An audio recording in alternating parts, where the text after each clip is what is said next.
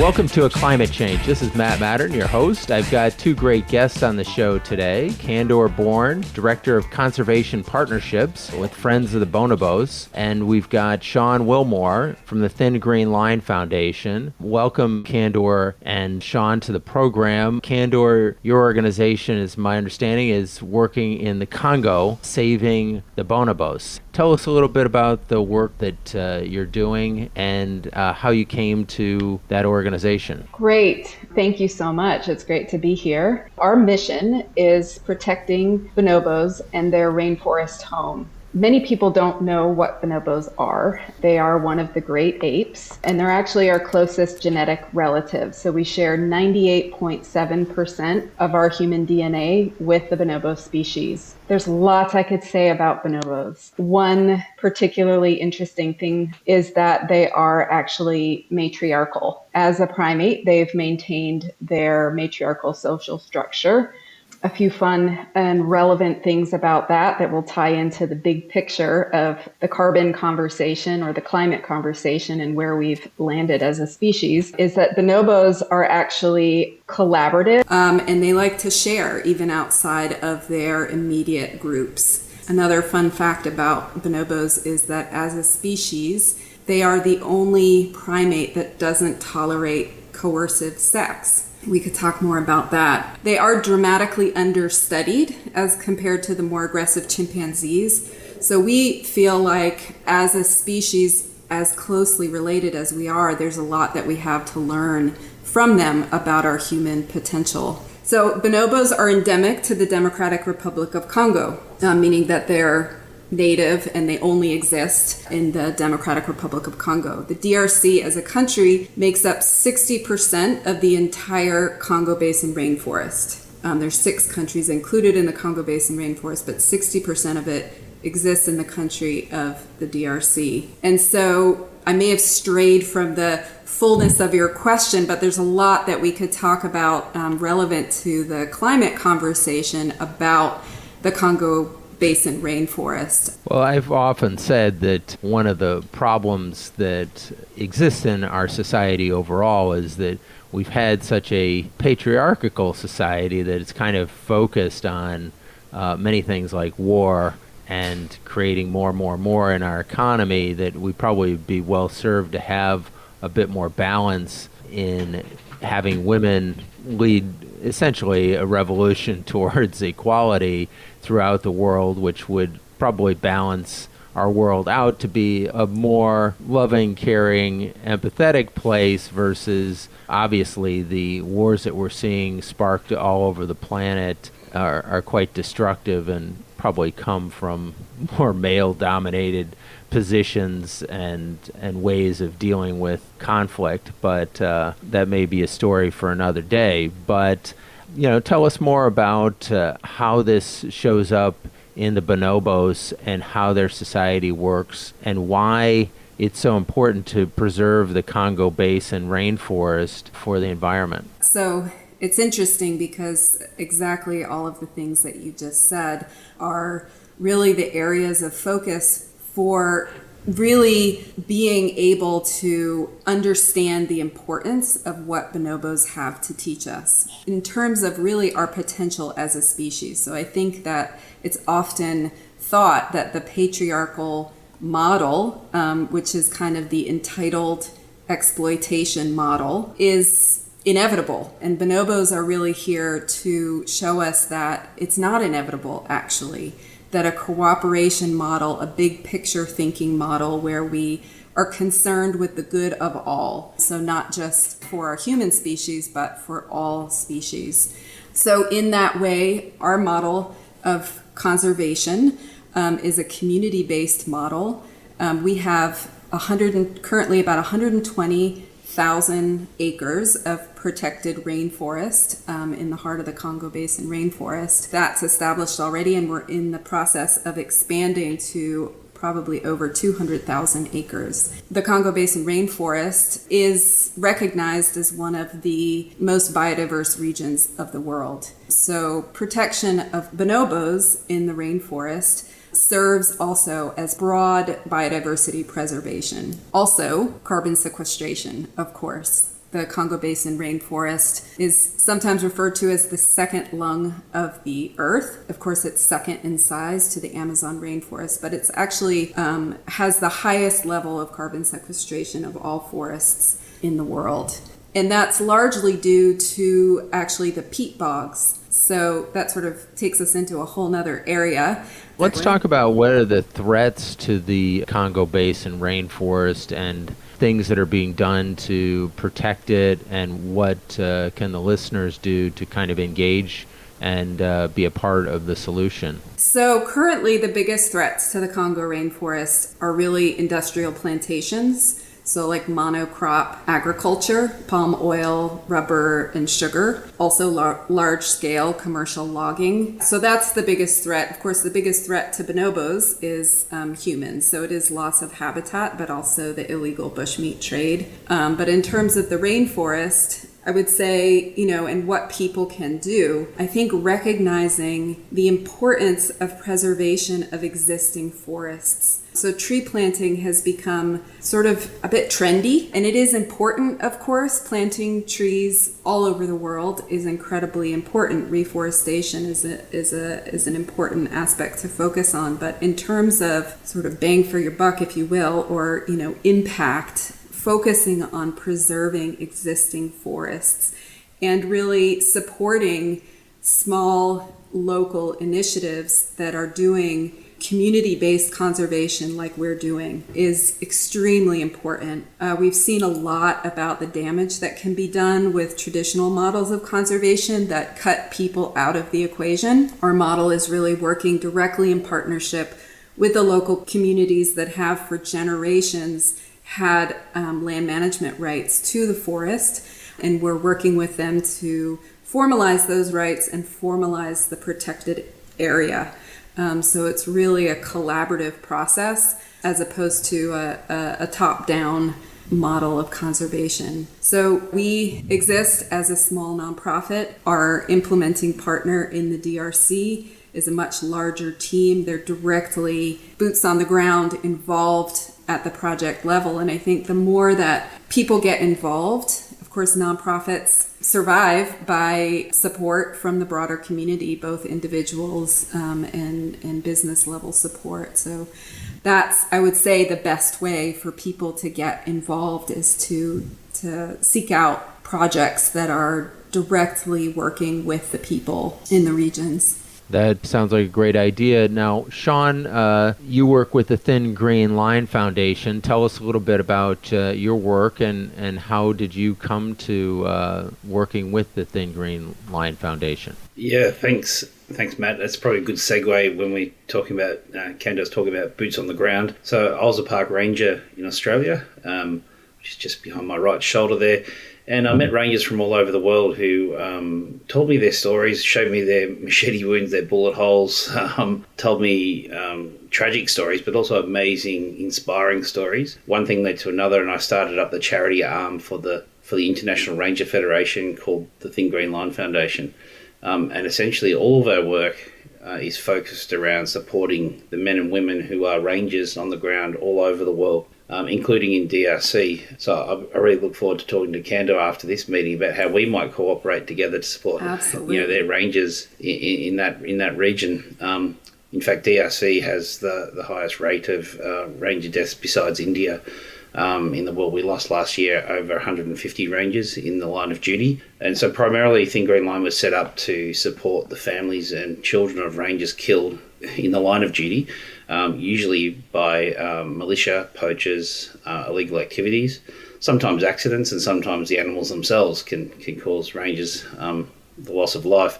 But there was no workers' compensation, as we might have in some of our Western world, for these families. The families were left destitute, children kicked out of school, forced to work from very young ages, and you're basically put onto the scrap heap of humanity because their loved one was a ranger protecting wildlife that we all want them to protect. So, essentially that's not good enough. As a ranger myself, connecting to rangers around the world, that's why I started Thin Green Line Foundation.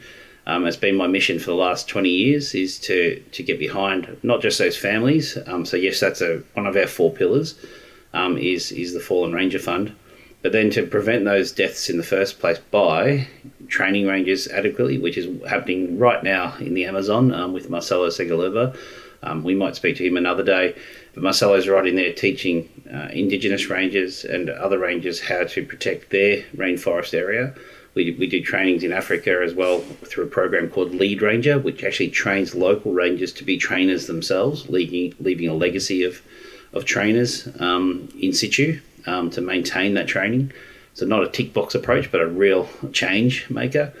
And then, Sean, I hate to break into your, what you're saying, but we'll be right back after the break. You're listening to A Climate Change. This is Matt Matern, your host. I've got Sean Willmore of the Thin Green Line Foundation and Candor Bourne, Director of Conservation and Partnerships at the Friends of Bonobos.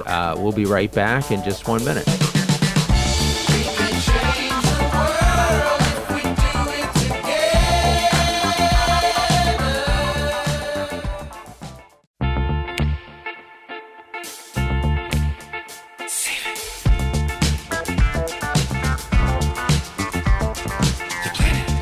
You're listening to A Climate Change. This is Matt Matern, and I've got Sean Willmore of the Thin Green Line Foundation, as well as Candor Bourne, who's with the Friends of Bonobos. And Sean, we were just talking to you, and you were telling us a bit about what the Thin Green Line Foundation does to protect rangers all over the world. Yeah, look, I was just mentioning the 4 pillars of our work. One of them I mentioned in depth there was the Fallen Ranger Fund, so supporting the families and children of rangers deceased in the line of duty. But we also want to prevent those deaths. So Lead Ranger is one of those where we train rangers to become trainers of their own fellow rangers and leave that in situ. And then there's the essential equipment that rangers need, everything from boots, mosquito nets, first aid kits, water filtration, even tents. Many rangers are out on patrol for up to a month at a time, and they don't even have the basic equipment to do it. So there's that part, and then there's connecting rangers to each other and to the community and to the world, so that there's much more support for rangers and to boost the morale of rangers.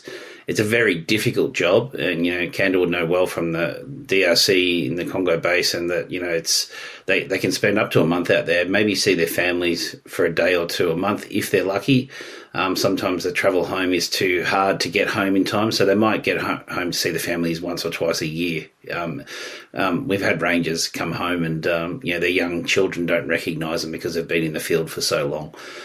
So everything we do is about supporting the men and women in the front lines of conservation around the world, so that they can actually then protect the forests like the Congo, like the Amazon, but also the deserts, the mountains, the lakes. Everything on the front lines of conservation is what we do with rangers, and we partner with people like Candor to say, okay, how can we get together? And that's a really important part of conservation too, is that this collaborative piece where it's not the elbows out like maybe some bigger players do. It's actually arms around each other and say, all right, how do we make this work together? And that collaborative space, maybe taking a leaf from the Bonobos about working together and not fighting.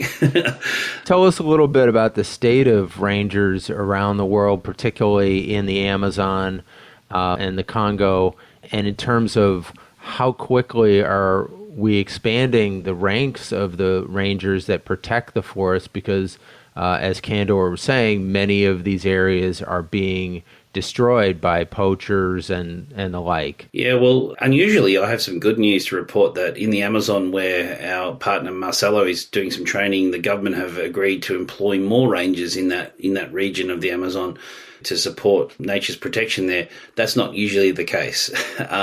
We estimate there's maybe around 500,000 rangers in the world. It's estimated that needs to be much, much more significant, probably in around about the 3 million rangers. So we're well and truly under par. But then you've got to look at the existing rangers, like where Candor's working in Congo, and she'll tell you probably the same, that many of the rangers don't have the existing rangers, the ones working right now, don't have the resources to do their job. So that's a key focus of Thin Green Line and our partners, is to make sure that the rangers existing have those key resources to get the job done. They have the key trainings to get the job done. And because, the threats to rangers is just off the charts. I mean, you've got illegal mining, you've got illegal forestry, you've even got sometimes legal activities that threaten rangers, that are sanctioned by, maybe nefarious policies or politicians sometimes that in some corrupted areas may be part of the illegal activities or changing the laws that disenfranchise. And we saw in Brazil in recent history that was a big issue with the ex-president really turning his back on indigenous people and rangers within the Amazon, and many suffered, and a lot of chiefs, especially during the COVID times, passed away with COVID. But deep in the Amazon, not just rangers but conservation workers, many are actually taken out purposely in hits because they're in the way of money-making illegal activities of various corporations or individuals or militia. So rangers are really up against it, and they do need our worldwide support to make sure that they can get the job done. It's not an easy job, but they're passionate about it. Well, tell us, Candor, in terms of the problems in the Congo. We know that there's wars. There have been a lot of wars fought in the area, kind of civil wars.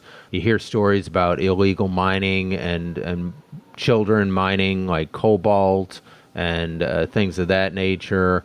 I would imagine issues with rangers there and whether or not they're reasonably funded or whether or not you have boots on the ground sufficient to protect these wild areas. Yeah, thank you. So I would say in general, the Democratic Republic of Congo is unfortunately a prime example of extreme inequity. So as resource rich, if you will, biodiversity rich, carbon rich, all of the things that we ought to be really valuing, unfortunately, they also have a history of just absolute extreme exploitation. And that continues in all kinds of ways. A lot of the conflict that you hear about and the mining that's happening is all in the eastern part of the country. It's a massive country. The work that we're doing and the area that we're focusing on is in Equator Province, which is in the northwestern region of the country. So while there is still tremendous inequity there, and extreme poverty, and really you feel kind of the generational trauma of the extreme colonization that happened there, it still is really palpable, right now. That area is not as the conflict that makes its way into the news is not as prevalent in terms of direct crisis. But I would say that yes, across the board, in terms of projects and conservation projects, there's really a broad range. And because there just really isn't internal infrastructure in terms of the government supporting protected areas or conservation initiatives, it's really up to the projects. And I think, I love what you say, Sean, and the work you're doing with the rangers. So rangers is kind of a broad term. We refer to our team as forest guards. Really, it's the same thing. And I would say that, there's a broad range of training and expertise. And part of what we do a lot of focus on is to make sure that their approach is really community-based. Because I really appreciate all of what you're highlighting about the needs of rangers. Unfortunately, there's also some bad reputation of things that have been done in the name of conservation, by way of rangers and guards and all of that. So, we work really hard to mitigate that reputation and to ensure that our team is working in a real collaborative way with the local communities in the areas that we have the protected area. So in terms of government support, whether it's from the Democratic Congo or whether it's from the United States or the EU, are other governments and other organizations really taking effective action in the Democratic Republic of Congo to protect this rainforest area and this Congo Basin rainforest? And what can we do to sound the alarms to get our governmental organizations more engaged? Yeah, so certainly I would say that the Congo Basin, it has really come onto the radar more dramatically in the last few years.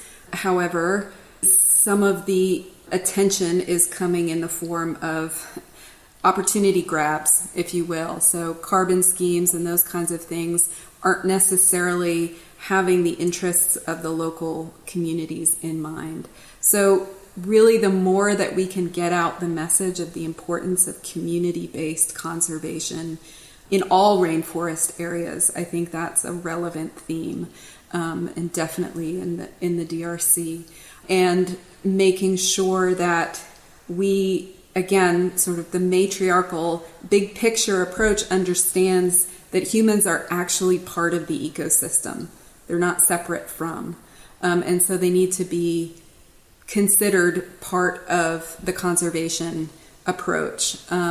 So I think bringing that awareness and moving away from sort of top-down approaches that are good for some of the bigger NGOs and receive that kind of government support, but we really need to make sure that the benefits go to the local communities. Let me ask you a question on this carbon schemes that you talked about. What are you referring to? So the most popularized carbon scheme is the carbon exchange market, where industry can purchase carbon credits to offset their carbon footprint. Right. Well, you're listening to A Climate Change. This is Matt Matern, and I've got Candor Bourne with Friends of Bonobos on the show, as well as Sean Willmore from the Thin Green Line Foundation. And we'll be right back in just 1 minute to talk to both of them about the great work they're doing in the Congo as well as in the Amazon.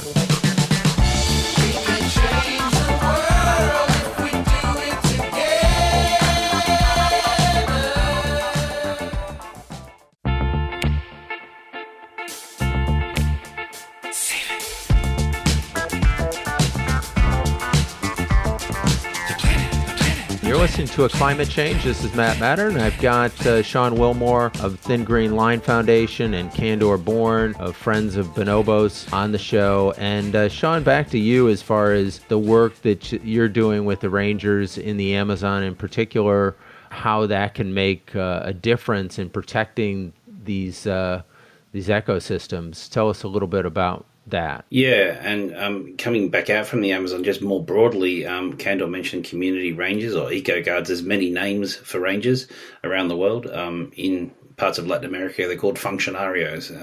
So it's about the role of the ranger, which is protecting nature, or eco guard or functionarios. They're all protecting nature. And it's really interesting that in the Amazon too, as is around the world, the fastest growing sector for ranger employment, a really good thing, is community rangers. So they come from the communities. Conservation creates employment for those rangers. In some parts of Africa, we see that the ranger's salary supports up to 27 people in their community with education and food and all sorts of positive outcomes from conservation. Obviously, then the standing of rangers is elevated, even through the Lead Ranger program, where we train rangers in all sorts of skills, but including critical bleed control, so emergency first aid. The rangers apply that to local community members, and half the lives they've saved in Africa through this Lead Ranger have been community. And so the ranger elevates in the standing of the community. Then you get more cooperation from the community with these community rangers. And it's the same for the Amazon. The indigenous Amazonian rangers, they're really underfunded, under-resourced. They want support. So from a tribal perspective, Marcel has been working with the Xingu and the Tucumake in the Amazon, but other areas too. And the request of the tribal elders is to get more support for an indigenous ranger type program.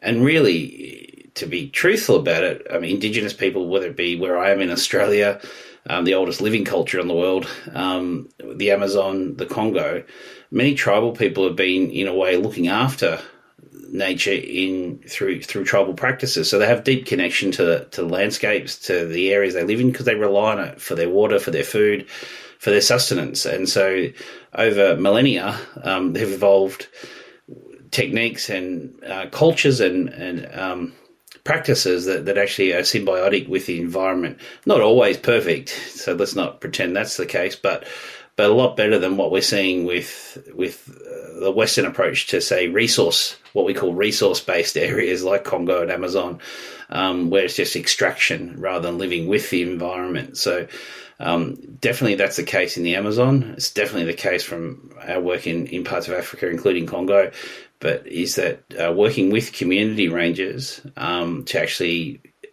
increase that protection and combine like what we call a two-way approach of kind of modern rangering, but combined with tribal techniques and skills. Like Indigenous people, tribal people and community people make the best trackers because that's what they do for their lives. Even ex-poachers make great rangers because they know the skills, they know the tricks, and they know how to catch other poachers. So, yeah, there's community rangers is the fastest growth sector, as I mentioned, along with women rangers coming into the space. So it's two really great areas of increased activity in the ranger sector. Well, that's great to hear, and it makes sense that essentially community development can be done with resource protection, and that these communities would thrive if we gave them the tools to thrive, which are to protect the greatest resources that they have, which are the natural homes and habitat that they've lived in for, as you said, millennium.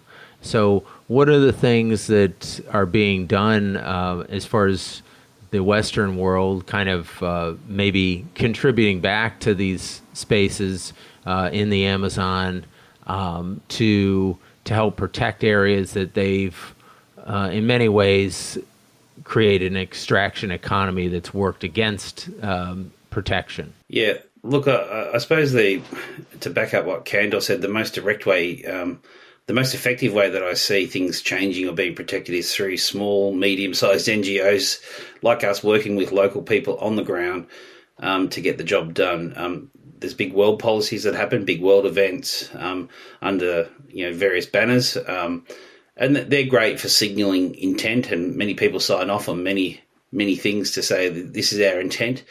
But intent sitting in a document signed by officials isn't actually action on the ground. So where that rubber hits the road is with people like Candor and her friends of the Bonobos and Thin Green Line Foundation and organisations like ours that actually get to work with the people. And that's a really important part of conservation. Is we think of, as Candor mentioned before, we are an animal, we are part of nature, but where we support the people in that nature interface, the rangers or the communities, that's where the biggest impact's happening. And that's the inaction of all of these wishes at the high end of international governance, where people sign off on these treaties and all sorts of things. It's where we support those direct actions on the ground. That's where we have the impact. The boots for rangers, the equipment, the training, the employment for local community in conservation, the employment of women in conservation in these areas. These are all really important direct measures. And so, yeah, you can read a lot of documents that people have signed that have never been enacted, or you can get behind organisations actually doing the hard work on the ground, like Thin Green Line, like Friends of the Bonobos. And they are there. So I think if people want to be engaged and actually make a difference, a real difference, get behind those organisations and get behind the local communities. Sean, I'm a big proponent of getting behind organizations that are of modest size, and you really feel a connection as somebody who volunteers and gives to smaller organizations. I've had the experience of watching them grow and seeing the work they do firsthand is heartwarming. One of the ways that we got in touch with both of your organizations is through 1% for the Planet, and the great work that they've done in terms of raising awareness and connecting to thousands of organizations like the two that you two are a part of, and watching them grow and thrive. So, Candor, tell us about the work that you're doing, which will protect the Congo Basin and the rainforest there, and what are the signs of hope that you see sprouting there. Yeah, thank you. And thank you for mentioning 1%. Of course, it's 1% for the planet that brought all of us together, as you mentioned. And it's a great model for businesses to really get behind these kinds of initiatives. And that is one of the things that gives me hope, is more and more people realizing that, one person can't do it all, but it's through these networks and these ways that we can connect with each other. A lot of people are really interested in getting very involved locally, which is really important.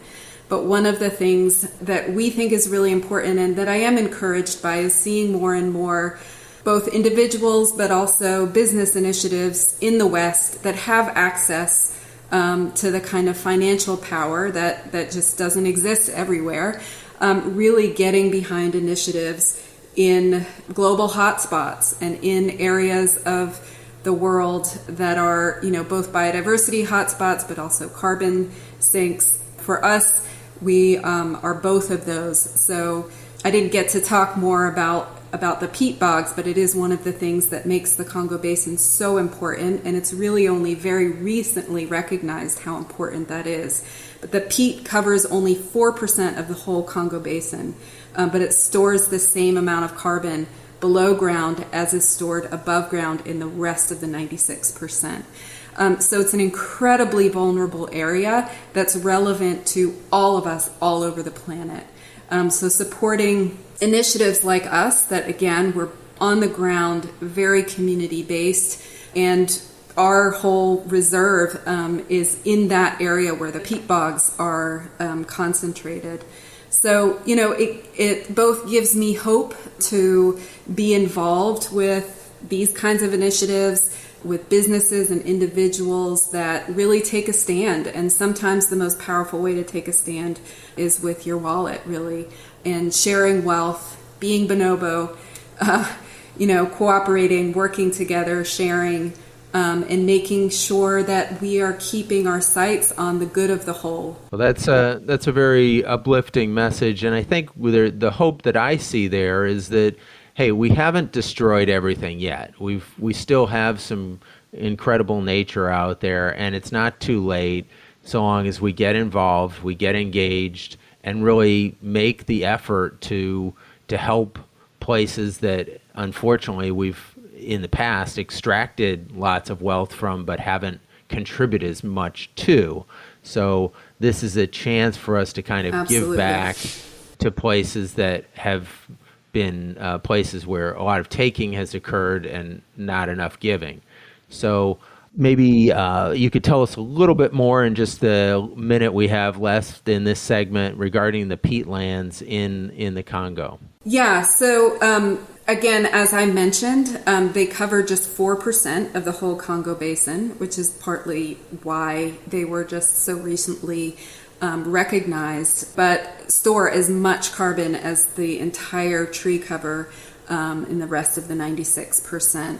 They're basically swamplands, and they're decomposed plant material, and they store the carbon that otherwise would be released into the atmosphere. They store it beneath the ground. So it's of course, you think of swamps not necessarily as being tree covered, but it is a swamp forest. And so and what's important is to keep the trees planted, not to deforest the areas where the peat bogs exist in order to keep that carbon underground.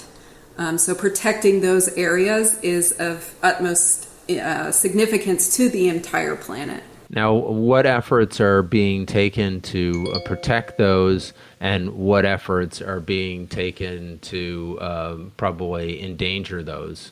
Yeah, so any development that happens in the areas where the peatlands exist, so like we talked about before, deforestation, whether it's for the purpose of logging or for the purpose of monocrop agriculture, even just putting in the roads for those initiatives is incredibly risky. And so, again, the smaller based protective measures, we've established a provincial level protected area, which is basically like like we would have a state park in this country, that protects that whole area, and makes it, inaccessible for development and for initiatives like agricultural projects and that kind of thing. Well, that's great to hear. You're listening to A Climate Change. I've got Candor Bourne with the Friends of Bonobos, as well as Sean Willmore with the Thin Green Line Foundation. We'll be right back in just 1 minute.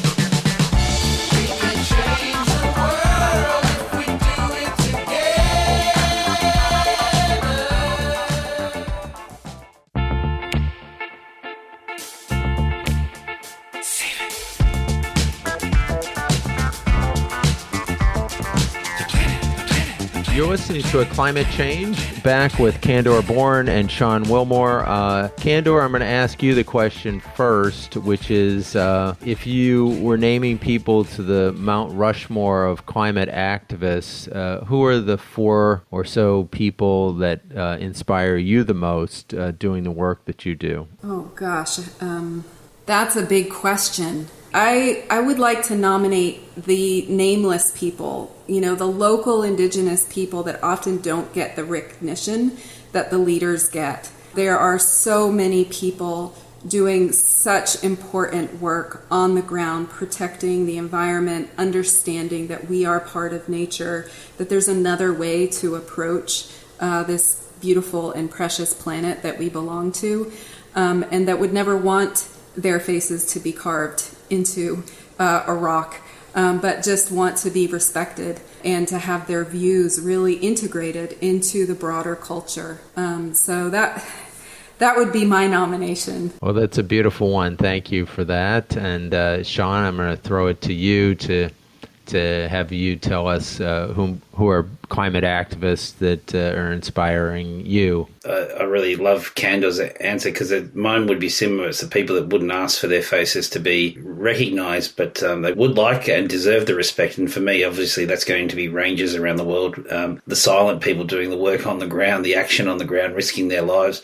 And representative of that would be people like my friend John Macombo, who was a ranger protecting gorillas, and he's been shot at and had rangers killed next to him. It'd be Samuel Loare, who's passed away in Uganda, in Kadepo in the north of there. It'd be my friend Marcelo Segaloba, who's given his life to living in the Amazon and working with indigenous community rangers. And probably one that's poignant right now is recognition of rangers and their sacrifices. Anton Muzimba from South Africa, who was an elite anti-poaching rhino ranger, basically, and the criminal syndicates actually did a hit on him at his home while he was at home with his family, and took him out, killed him at his home.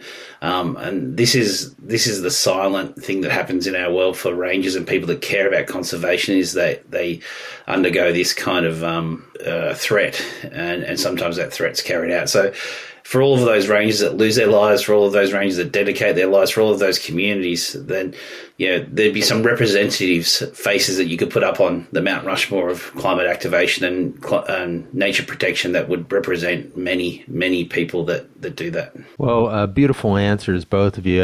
I really like the nameless and not necessarily faceless folks that are just not seeking credit or glory, but are just doing the work and not expecting to get their names shouted from the rooftops, but they're just doing the work. And that's, I guess, a call to action for all of us, and certainly to myself, to say, hey, let's just go out there and do the work.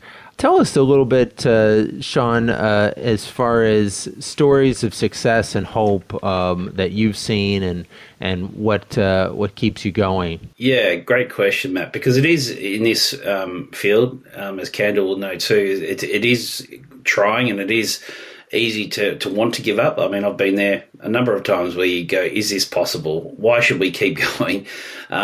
And my inspiration comes from those rangers in the field that they've got it much tougher than I do. And I've been lucky enough to visit rangers in 80 countries around the world and be on the ground with them in those places.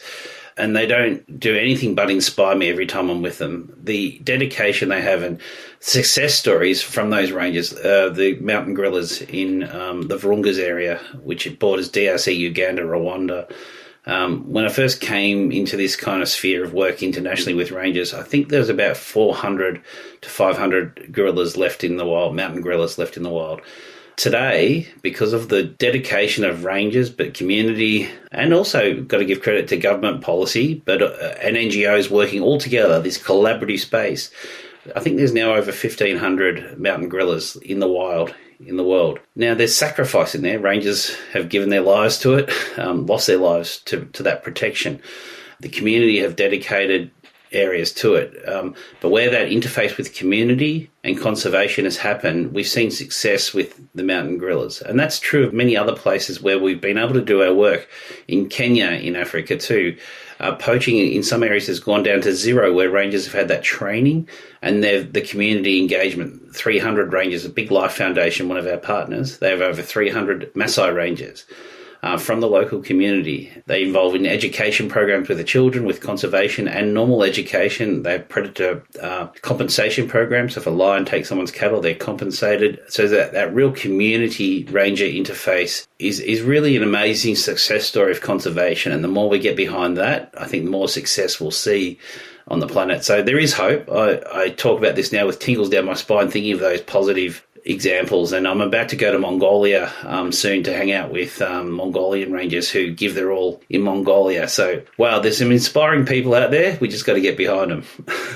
That sounds great, and that is certainly inspirational to me to hear the success stories of the mountain gorillas and in Kenya reducing poaching to zero is amazing work. So, Candor, tell us a little bit about the stories of success and hope that you have in working with the bonobos and in the Congo. Yeah, so I'll share an example. Last year we had our second successful reintroduction of a group of bonobos that was rehabilitated at the bonobo sanctuary called Lola Ya Bonobo, and they were reintroduced back into the wild. So we didn't talk about this before, but the two main avenues of our programs is the sanctuary, Lola Ya Bonobo, where bonobos that have been rescued from the bushmeat trade are brought to be rehabilitated and cared for, with the hope and goal of reintroducing them back into the wild. So the first reintroduction happened in 2009, and it was not until last year that the second successful reintroduction happened. So this group of about 12 bonobos was transported 8,000 kilometers back into the heart of the rainforest. And the goal there is both, to sort of doing the right thing for these bonobos that have been taken out of their environment for bad reasons, and now being able to release them back into the wild. And, another part of that goal is to increase the in situ population. So already from the two groups, about 10 bonobos have been born into the wild. And we're gearing up to do a third reintroduction early next year. So the goal long term will be to do reintroductions every couple of years until hopefully there's no more poaching and no more rescues, and it's the sanctuary will not be needed anymore. So what's the status of the bonobo population, and is it under threat? And yes, it's actually, that's not a hopeful topic, unfortunately. Bonobos are very highly endangered. The populations were thought to be around 100,000 back in the 80s. It's down to what's thought to be somewhere around 15,000 now. So with that trajectory, unless severe measures are taken, they're scheduled to exit the planet within 3 generations. And again, that's one of the highly motivating factors of our work, to keep them here on the planet. And to make sure those in situ numbers increase rather than continuing to decrease. Have you seen the rate decrease drop, or is the population continuing to drop as we speak? Yeah, so again, one of the things that's hardest about bonobo conservation is that the areas where the bonobos live naturally is incredibly dense swamp forest, as we talked about. And the DRC is incredibly under-resourced. So getting good, clear numbers and reports is really challenging. So we can't say for sure that there have been, that the numbers are increasing. I don't really have anything conclusive to say on that, unfortunately. Well, Candor, it's been great having you and Sean on the program. Candor, tell us where we can find your organization to partner and connect with you guys. Great. So our website is friendsofbonobos.org. I'll say it again. Okay. friendsofbonobos.org. And we're Sean, also on LinkedIn and Facebook and Instagram and all those good things. Okay, everybody go out and follow friendsofbonobos.org. Sean, tell us a little bit about where our audience can find you. Yeah, similarly online, thingreenline.org.au. The AU being from Australia, but thingreenline.org.au is the best, and all the socials have things popping up there as well. Well, I think it's extraordinarily important for all of us to be involved, to be engaged, connect to these great organizations, the thingreenline.org.au, as well as the friendsofbonobos.org. Go out there, donate to these great organizations, stay active, stay involved, because they're doing incredible work, and all of us have a part in it. So we can protect this amazing, these forests and the incredible nature that lives within them by doing our part and staying active, staying involved.